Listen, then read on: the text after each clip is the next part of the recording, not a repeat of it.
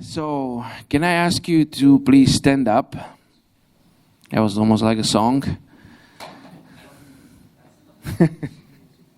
Okay, so can you please raise hands up, really high, if you can, and put it down now, and low, like this, please. And can you clap?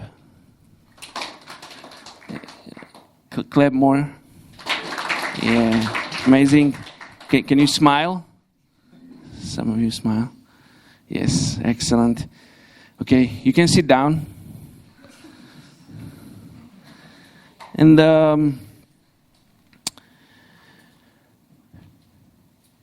why did you listen to me? Why did you do all these things? Because I look serious, right? I ask nicely. Yes. Thank you. Maybe some of you think that then you know, I can be angry or something, or I can or I don't know. I don't know what was your thoughts, or you just follow because, you know, this is what we do in a church. We just follow. You know, there is a song we sing, there's a clap, somebody start clapping, we clapping, you know, somebody start dancing, we start dancing. You know, this is what we do in a church. We don't sometimes think, you know, in like what we do, what we follow, what example we follow. And I want to continue in John 5. We are in a series of, we're going through book of John. And we read last week about Jesus healing man on Sabbath day. And we finish in the chapter 15, so we will start in chapter 16. We will go 17 and 18. These 3 verses we will read. Now, because Jews was doing these things on the Sabbath. Not because Jesus was doing these things on Sabbath. You must listen because sometimes I'm not saying what I want to say. Okay, again, John 5:16 to 18. Now, because Jesus was doing these things on Sabbath, the Jewish leaders began persecuting him. So he told them, "My Father is working until now, and I too am working." For this reason, the Jewish leaders were trying even harder to kill him, because not only he was breaking the Sabbath, but was also calling God his own Father, thus making himself equal with God. And first, you know, there is few examples of this. Just Jesus is breaking Sabbath, something what was very serious for Jewish people, and I don't think so. I can imagine the weight of Sabbath. And you know, I grew up in a church. I never watch cartoons in the morning Sunday like all the kids who stay home. There is a special. There was a cartoon called Kuko in Slovakia, what only goes and on Sunday morning at somewhere between 8 and 9, so right when we were going to church, and I never watch it.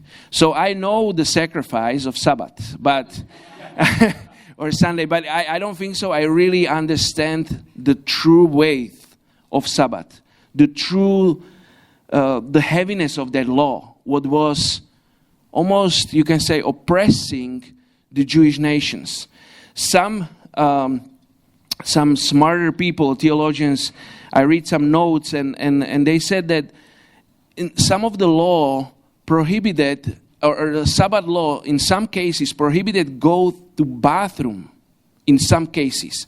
One time I read a book about one rabbi's daughter. She left all the religion and she became atheist, but she was, at one point, she was married to Jewish rabbi, and she was in labor. She was walking, and the labor, the process came, and the water ran out, and so she was need to be carried to hospital. She was need to be taken to hospital, but her husband walked 2 meters front of her because it was a Sabbath day, and he wasn't able to touch her and help her, and so, and this is just a small examples, but we understand we are not from Eastern Europe. I am from Eastern Europe, but we are from all over the world.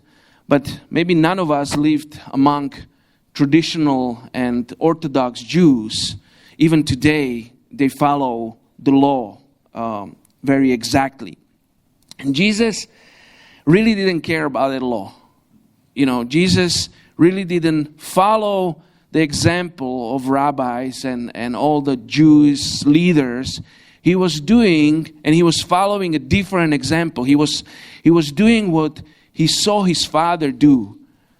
And we as believers, many times coming to church, and I spoke about this, I think last month when I talked, we do things just because at one point we were taught to do these things.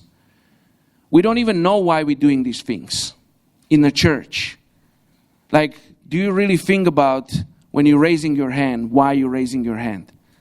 Or when you're clapping? And there might be not really a deep spiritual reasons behind raising the hand. But do you think about it, or are you just doing it automatically? And this is examples from church, and I don't want to be harsh on us, because I'm the same way. Many times I come, and it's like train. You come to church, you sit down, and you know where you're going. We know what to do. There is sometimes at one point there will be this and that, and you know the schedule, announcements, everything. It's here. Even offering came. It clicked. You just grab your wallet. You didn't even think about, what is behind it and why you're doing it, or what is in your heart. This is church. How it is in our everyday life. How much time we spend doing things just because we did it before.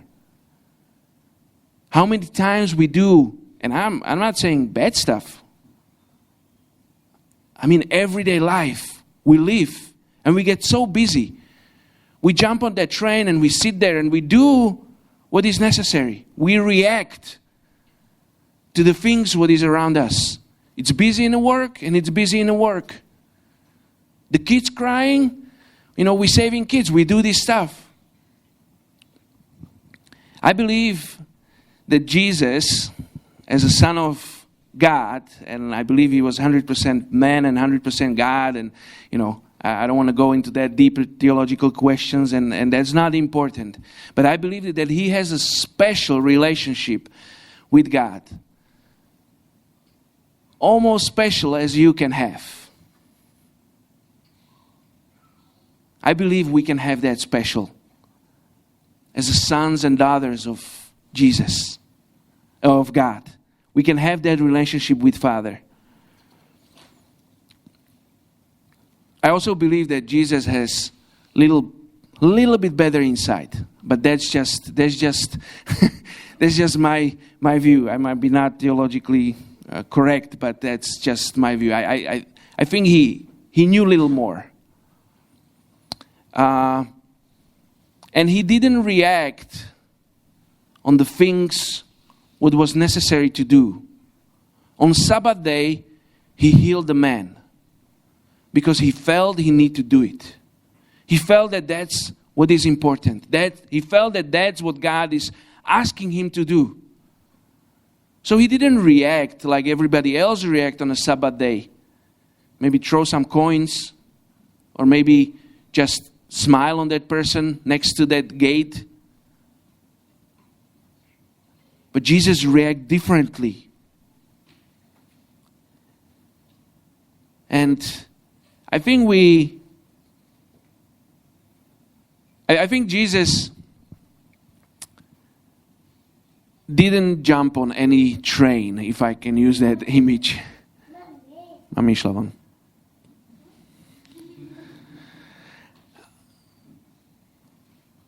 He didn't jump on any trains. He was always connected, and he worked on that connection with Father. He went to the wilderness and he spoke to the Father. He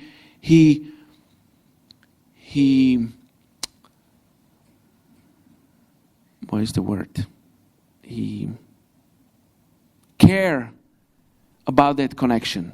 It wasn't just connection what he once made, but he maintained, that was the word. He was maintaining the relationship. He was caring about it. He take his time, go to his knees or standing or laying position, and he was praying and discussing with God. So he knew him. So whenever God spoke to him, he understood that this is the time to not just walk and continue to walk as usually he do. You know, I don't know if this is happening to you, but sometimes when I drive, I get into the mood that I'm driving. I'm driving to the work, but it's Saturday afternoon, and I'm going somewhere totally else. But I'm locked in that mode, and it's that turn I do, and from that point, I'm not thinking. I'm just arriving here at the Sreska to office, and I'm like, I should be at the playground, you know, or something. I don't know if that ever happened to you, but this is us. You know, our brain that works, and I don't know how. I'm not a surgeon. I cannot tell you why this is working that way. But I know that maybe all of us can agree that at one point this happened to us. I believe that Jesus didn't fall on this trap. He kept himself connected to God and was waiting for him to tell him what to do. And we don't need to ask God if, you know, we will eat or when to go to bathroom or how to fall asleep or something like this. But I think we need to work on that part of our relationship with God, that we are maintaining that relationship, that we are working on that, because it is somehow, maybe just for me, but not natural to really spending time with God. And I said that so many times that I feel like I'm repeating myself only or constantly, but for me it's a little forced to get on the prayer. It is not easy to decide that I will be fasting. It is not very natural for me to just decide that even, during the Ramadan, I was praying for Somali group, and every day I have alarm clock, and, between 10:15 and 10:30. And almost half of the day, I almost forget. And then it was alarm, and I turn it off, and there was somebody was calling me, some text I was writing in the middle, alarm started ringing, and I make so many times I was... That one point, that 15 minutes, I was going to pray for Somalis during the Ramadan, I was failing, because something else was more important in that moment. In those 23 hours and 45 minutes, that 15 minutes was something what, I was fighting with myself. Do I need to pray? Or there is this, I need to reply this text because I will forget. Or, was so many things in these 30 days. And honestly, so many days I forget. Even that I have alarm, and I have everything, planned, and it was a perfect time for me. 10:15 and 10:45 is usually I have no meetings. I know it's my free time. I can freely work, so 15 minutes of prayer. What's the problem?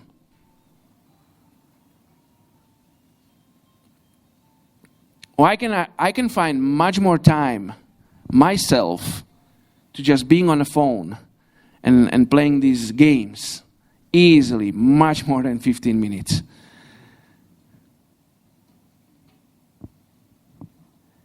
And maybe some of you don't have that problem, but I believe that we need to maintain our relationship. And we need to follow the Jesus example, what He was doing, how He was living. That He wasn't following everything what was coming to Him. And He didn't react on it. But He was waiting on His Father to speak to Him. And this might be challenging at your work, because God will ask you to say something, to not do something. Maybe even not to go lunch like every day at noon with everybody else. And everybody else will look at you like you are weird. Why you don't go for lunch? For the last 3 years you went with us to lunch. Why you not go to lunch? Guys, because I'm fasting, or I don't know what you will tell him. I want to pray, or I want to stay behind. I don't want to go lunch. Are you upset with us? You can see how that will go. It's confrontation. I think all of us, we love the flow. We love when everything goes smoothly. But Jesus gave us different example. Jesus gave us example of His life, and He was showing us that we shouldn't be listening the world around us, but the Father who is in us. The Father who sent His Son. The Father who is, I don't know if I will use the right word, but He's desperately want to have relationship with us. You know, Bible said there is nothing what can break us from His love. He desperately, His desire is to be with us. The only one can stop that is me, is you in your life. The only one who can turn away from God is you when you walk away, when you take your phone instead of spending time with Him.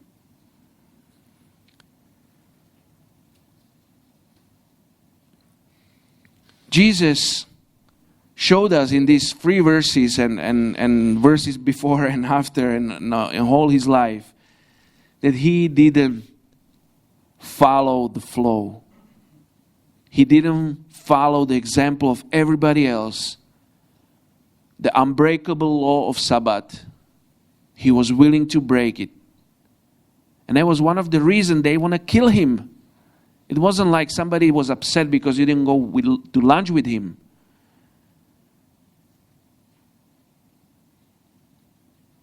But Jesus did it because He was listening to God.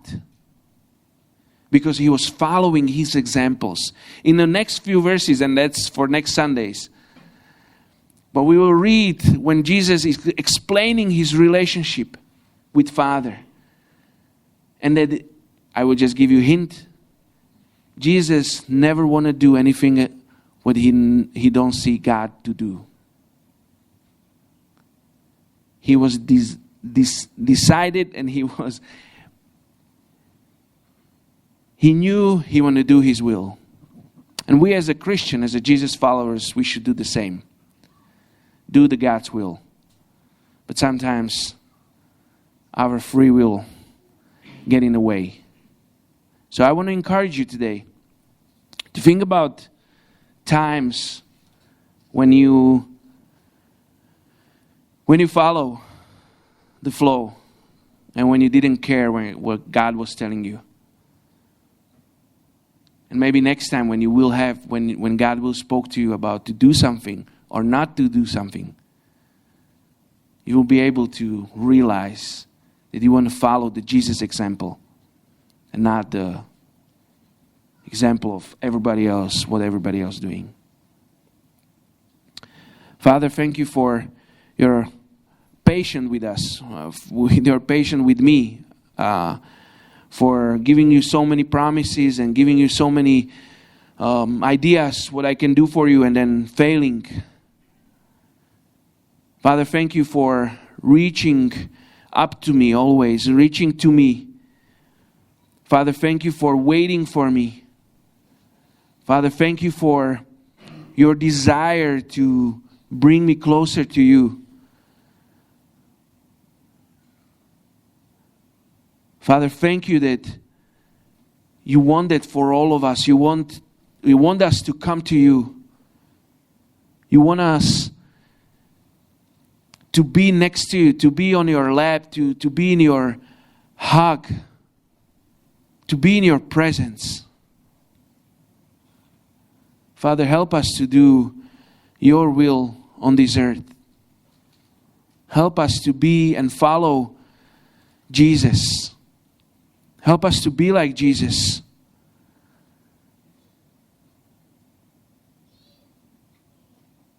Father, you know all the circumstances we are in, the situations, the marriages, the relationships, the school, work, neighborhoods where we live. Father, I believe you placed us for a reason where you placed us. Remind us what is the task, Father. Remind us how to listen to you. Remind us what you already told us. I believe, Father, you spoke to many of us about the places you placed us and about the reasons why we are there. Remind it to us, Father, so we follow your example and we do what is your will, Father. Be with us all today. In Jesus' name I pray. Amen.